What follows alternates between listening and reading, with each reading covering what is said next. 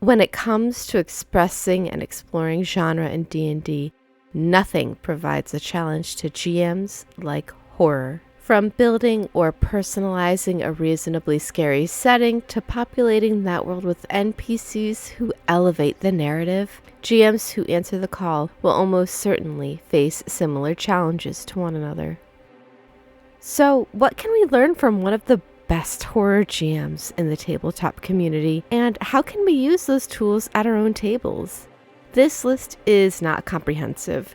There are certainly things I've missed, so if there's something else in this or other horror campaigns, please leave your thoughts below. With that, welcome to GM Masterclass. Today we're taking a critical lens up to Derek Hudson and his campaign, Icebound, an actual play presented by Legends of Avantris. When you spend months or years living as a character, it can be worrisome to put them in positions where death might seem inevitable. In a horror campaign, especially ones that are live streamed, treating characters' safety as precious can lead to slow and tedious play that is no risk, thus no reward. This is where the fate worse than death comes in handy. Early on in this campaign, basically by the end of session 2, the audience, players, and most importantly the characters recognize the grim reality of this setting. We meet individuals trapped in time, victims of cosmic torments, and people molded into monsters they themselves would never recognize. Derek makes it very clear that death is a mercy, and when it happens, the only safe choice is to mourn quickly and move on. To give up, to freeze, to turn tail and run from danger merely reveals the target on one's back. Like with horror cinema, there are rules to follow in Icebound, and those rules protect those who follow them and punish those who break them. When the choice is between the profound loss of freedom, altered physical states, insatiable hunger, and other torturous ends that defy death, your players can continue to drive the story forward despite the dangers lurking beyond to avoid these fates and survive. The PCs don't just come to these realizations through exposure to the world. Most of the time, it comes from meeting and interacting with NPCs who have either experienced or witnessed the transgressions committed against the law of the land and the consequences for doing so. This is part of why compelling NPCs are so integral to campaigns, in horror campaigns in particular. The NPCs in Icebound aren't just slasher fodder. They are tools for showing everyone, especially the players, the rules of this specific setting. There will be some mild spoilers for Icebound, so skip to this time frame if you don't want any spoilers whatsoever. One of the first NPCs to travel with the group is not cut out for surviving in the frigid south. He is in a lot of denial about his situation. Then, the living embodiment of the punishing and piercing cold kills him by freezing his head and lets the others go free to prove they can survive, because he clearly could not. There are many other rules and associated punishments that horror and survival fans might be familiar with, such as the consequences of engaging in cannibalism. First, Derek shows his players various NPCs facing their fates from breaking these rules, so his players know what will happen if they do the same. That way, when they themselves are faced with the same options, they won't choose the path that leads to eternal endless suffering. They're not guessing blindly. They know what will happen. Icebound is, at its heart, a survival horror campaign. Topics like hunger, hypothermia, and the desperate need for shelter inform every major choice the characters make. For a one-shot or shorter campaign, sticking exclusively with one subgenre is appropriate. But as of recording this, there are 41 sessions, each between 2.5 to 5 hours long. Over the years Icebound has been streaming, Derek has dipped into tropes and monsters common in other horror subgenres, like folk, cryptid, supernatural, and cosmic horror. Each of these shifts occurs when there's a change of setting, often accompanied by a new question of morality that is mirrored by the subgenre in rotation. All of the changes separate the arcs, highlight important story beats, and keeps the players on their toes. As a player, these changes can be very beneficial. Each person has a chance to experience a subgenre they enjoy and understand. In turn, arcs are easier to recognize and recall, accentuated by distinguishing factors like thematic shifts, setting changes, and prominent NPC interactions. For GMs, dabbling in different methods of administering a healthy dose of fear to your players via switching from one subtype to another naturally paces out scenes that majorly disrupt any comfort the characters might find. The cosmic horror arc in Icebound has characters and a setting that are inexorably linked with the cosmic horror subgenre within the story itself. This helps players naturally remember who, what, where, when, and why over the course of a nuanced and complicated story. And for GMs and players, this is extremely helpful. Players aren't fumbling to try to remember which character went with which city, because the subgenre automatically ties them together and makes it easier to remember and understand. It also connects those subgenres to those rules we talked about earlier. It is no secret among GMs that ambience plays a crucial role in player immersion. Story enhancements such as music and lighting can really elevate any table. And with advancements in VTTs to include details like flickering candlelight and integrated audio modules, even players sitting miles apart can enjoy these enrichment tools. As with many other aspects of his game management, Derek takes it a step further, practically transforming his game into a 4D experience. In moments where he needs a little extra help to drive home whatever emotion or sensation he wants to evoke at the table, Derek has a variety of physical tools to help encourage player immersion.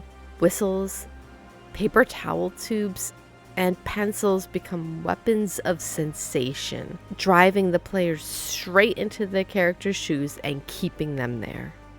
At the beginning of the campaign, when player buy-in is absolutely crucial, Derek goes all out and burns scented candles, illuminates the room with flickering lamplight, reminding the characters and players of some of the subtle pleasures before taking them away to face the bleakness of the setting once their ship becomes icebound.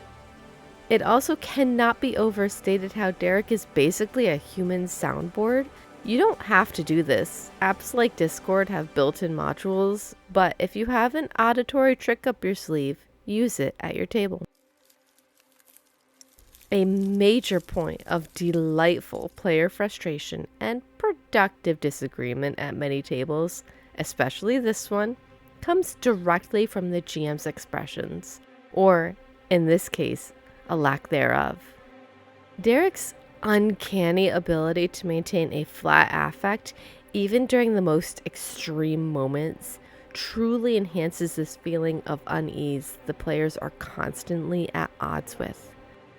Make no mistake, this is a horror campaign. Derek isn't here to soothe and rally his players. To them, as well as the audience, Derek is an ambivalent god whose primary role is to present a world to his players and to adapt and alter scenes in accordance with their choices. His attitude lends to one of my favorite aspects of this story and horror in general: isolation, lack of direction, and one's own personal code as the major guiding force for how to survive. Maintaining neutrality, revealing the emotions of the world through NPCs and descriptive scene setting truly leaves the reins in the player's hands to do what we all do: try to make the best choices with what we have. Before we get on to our final point, I want to give a bonus piece of advice to anyone who is interested in live streaming their horror campaign. Feel free to skip to this time if you don't feel this is relevant to you. For actual plays, thorough character building, collaborative or otherwise, and an in-depth session 0 simply may not be enough. For this and many other Avantris campaigns, Icebound began with a session that was not recorded or streamed. As a viewer, I appreciate the first few sessions didn't need to focus on a group of people finding awkward or tenuous reasons to stick together. I've seen this as a common complaint for other popular actual plays, but that simply isn't a problem here. The characters in Icebound already got to know each other a little in what I'm calling a session 0.5, what is often referred to as a pre-stream session. This involves the characters meeting and becoming familiar enough with one another to start forming bonds and practice interacting before the cameras and mics are on. Fellow LOA fans know this is a common tool used by this group. And if you want to see one of these sessions 0.5s, I've linked the recorded one for Curse of Stradania that LOA has very generously made available below. A few sections ago, I mentioned how Derek's controlled delivery plays a role in unsettling his players. But that was only half of the question. The other half is his actual word choice and what order of descriptions the scenes are given in. This is one of the major reasons I suggest that every horror GM watch, at minimum, the first 2 chapters of Icebound. Not only because they're a great representation of everything I've mentioned thus far, but because Derek's scene descriptions are on full display and are intensely immersive. He starts with what is easy for our brains to process: a room, some features, then the conspicuous, the things we should fear. If you've ever come home to discover you've been robbed or tried to get in your car only to realize you're trying to enter a vehicle identical to yours, then you've experienced that shock of seeing everything as normal until all of a sudden it isn't. Because this is a horror story, we're already primed to fear the unknown. Everything up to now has lent to this tension. The music, the ambience, the lack of emotional comfort from the GM, everything is enhanced by these incredibly detailed scene descriptions that leave us hanging on every word. Derek uses 2 methods to paint these scenes in the minds of his players. The first is that everything is equal. Splitting wood is given the same way as broken bones. A splatter of blood is described with the same import and care as spilled tea. On one hand, we have everything described with equal weight, and on the other, we have these immersive and thoughtful descriptions. Between those is this tension that gives agency to his players to choose what is important and relevant to the characters themselves. So, what can we as GMs do to use these tools at our own tables? The first is time and familiarity with the story you want to tell. Derek started planning Icebound in 2018 and intended on streaming it in 2020. We all know what happened, so he had to postpone to 2022. I say that because Icebound predates both Baldur's Gate 3 and Rime of the Frostmaiden. We can assume Derek is very comfortable with his setting because it is entirely of his own creation and not based on other D&D works. He is also an experienced GM with friends who are also experienced GMs. No amount of research or preparation can replace hands-on practice and real-time advice from people you trust. You may also have noticed that there is very little focus on the audience, because Derek is a player's GM, meaning the interest and engagement of his players comes before all else. That age-old GM versus the player's mentality is very tempting in a horror campaign. But the thing that scares the players shouldn't be you or your power, but what you create and leave unspoken.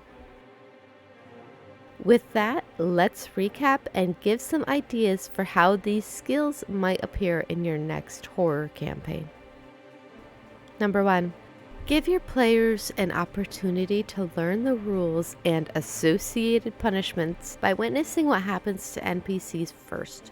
This gives your players information they need to adapt and not make the same mistakes. 2.